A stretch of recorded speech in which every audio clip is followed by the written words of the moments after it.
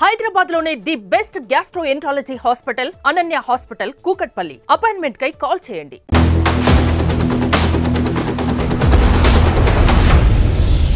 నక్కిన శత్రువు క్షణాల్లో ఖతం. మనిషి చేరలేని చోట నిఘా నేత్రం. సరుకు రవాణాకి సరికొత్త కోణం. మానవ ప్రయాణంలో నవయుగం. మొత్తం మీద రాబోయేది డ్రోన్ శకం.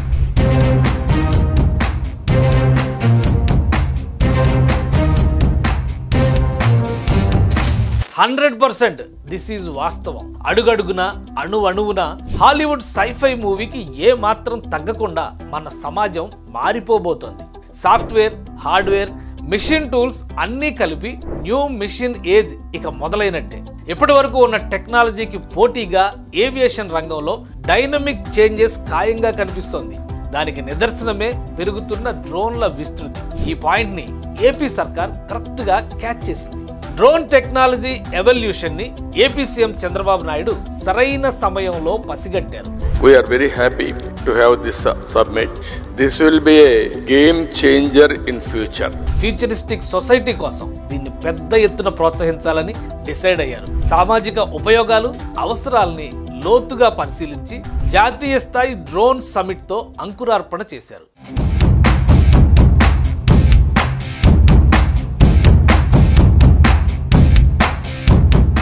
ఇది యంగర్ జనరేషన్స్ లో ఉత్తేజాన్ని నింపుతోంది.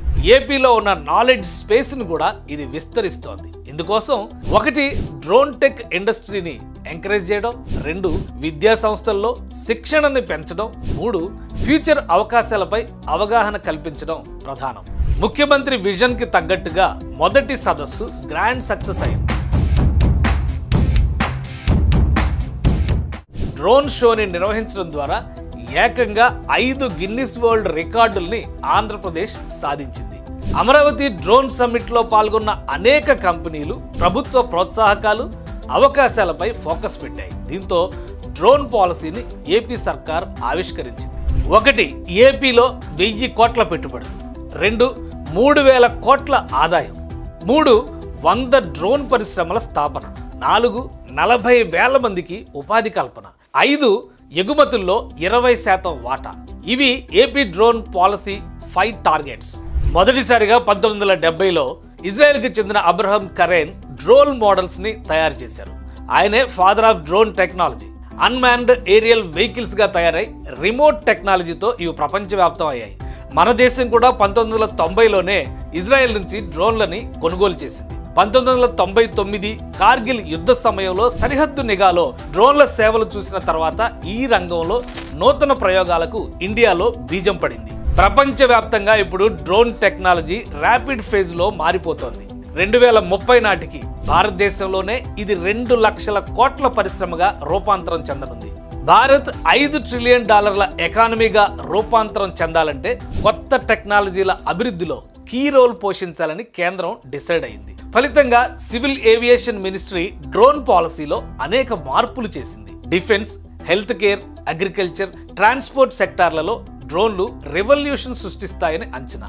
ఒక్క డిఫెన్స్ రంగంలోనే 1,00,000 కోట్ల అపార అవకాశాలు రాబోతున్నాయి. దీనికి తోడు industrial, corporate, research and development రంగాల్లో డ్రోన్ల పాత్ర విశేషంగా పెరగబోతోంది. దీనికోసం కేంద్రం విధానాల్ని సవరించి 400 అడుగుల ఎత్తు వరకు ఎగిరే వెసులుబాటుని కల్పించింది. డ్రోన్ పైలట్ లైసెన్స్ విధానాన్ని రద్దు చేసింది. పైగా ఈ రంగంలో ప్రయోగాలు చేసేందుకు డ్రోన్ శక్తి పేరిట కొత్త స్కీమ్ ని అందుబాటులోకి తీసుకొచ్చింది.